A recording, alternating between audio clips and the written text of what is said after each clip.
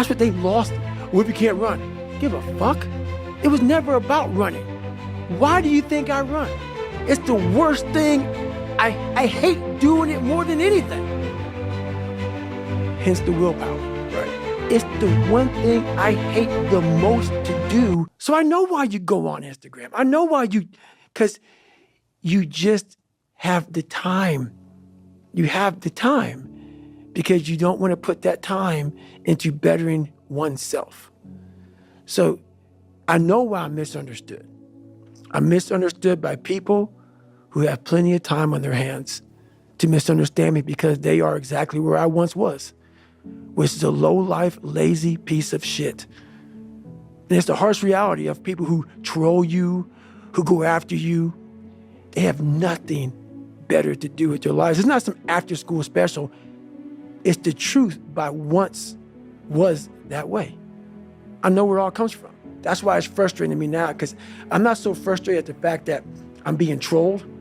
I'm frustrated by the fact that you don't have the courage to try to be somebody better than what you're not.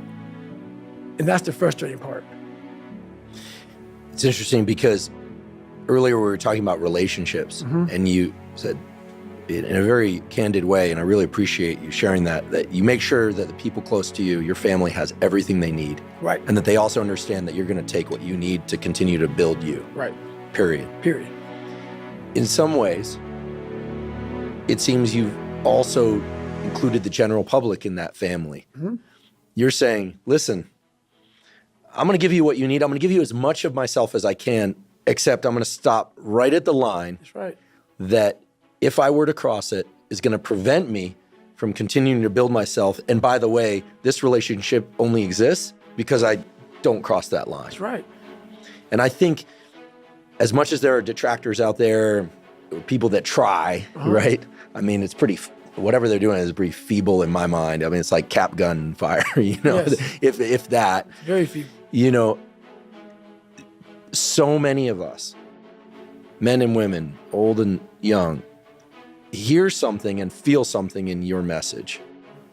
Well, like, yeah, like it seems kind of crazy. Gosh, like, doesn't he ever just relax? You know, what about his sleep? You know, Yep, like, all the time. look at his feet. He's gonna injure himself. I've heard. Listen, I'll be very direct. I got friends who are in the teams who just go, yeah, what's he gonna do when he can't run? And I know the answer is keep running. That's right. Right, but it's more comfortable for people, even high achievers, Especially high achievers. to believe that if you took one thing away, that it would all go away. It's absolutely clear that's not the case with you. I'm 100% convinced. I just know that because what we're talking about is this. You know how many times I haven't been able to run? 2 heart surgeries, multiple knee surgeries, and after every knee surgery, they say you're not gonna run again. And I'm fine with that. There's no running up here, bro. None. This was what it was all about. That's what they lost. Well, if you can't run, give a fuck. It was never about running. Why do you think I run? It's the worst thing. I hate doing it more than anything. Hence the willpower. Right. Your anterior mid-cingulate cortex Hence the willpower. would start to regress if you loved running. Think about it. Every day I wake up, I don't just run a mile, 2 miles. It's the one thing I hate the most to do, and I do it like I love it. 250, 60, 70, 300-mile runs at one time, no sleep. And every step, when I get to think about this, I get to the fucking start line, cussing at Jennifer. Why the fuck am I here? I hate this shit. After 70-some hours of running, every fucking question I ever had is answered.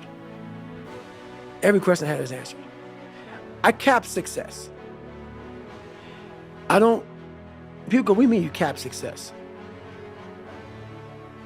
For me to be who I am.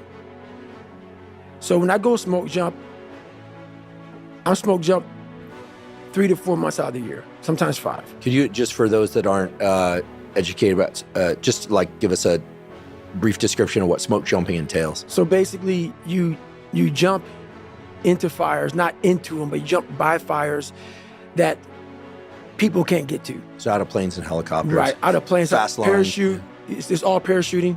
So you parachute out of airplanes and then you fight the fire. You and sometimes 4 other guys, or maybe 8 other guys and gals, and you're putting this fire out. So I lose millions of dollars every summer to do this. It blows people's minds. Why the hell are you doing this? And you're breathing soot. I'm being soot, knees are jacked up, hitting the ground, hurting, whatever. Talking to normal people, they'll never get it, so I don't even explain it to them. But this is why I call CAP success. I'm talking financial success. For me to continue having that willpower, the second I just become a speaking monkey and travel around and speaking gigs 12 months out of the year, put camps on, do this, put on lectures, get supplement lines and do this and write more books and shit, I've ruined the exact thing I worked on my entire life. And while I didn't know it until today, but something always told me, this is a very, very, very perishable skill, this willpower that you have, because I do have a willpower that I have never seen in anybody in my life. It is a haunting force that just keeps me going. And I know that that is my strength. If you have that, so that's worth every dime I've ever made in my life, is the fact that I can look a man in the eye finally and have a real conversation without going like this, because I'm lying or I'm a piece of shit, or I know, you know how a person, and so many people do this shit, they're talking to you on who they want to be. They're lying to you. And they walk away, I've done it so many times, you walk away like, God, man, why can't I just tell him the truth? Why the hell can I just tell him the truth?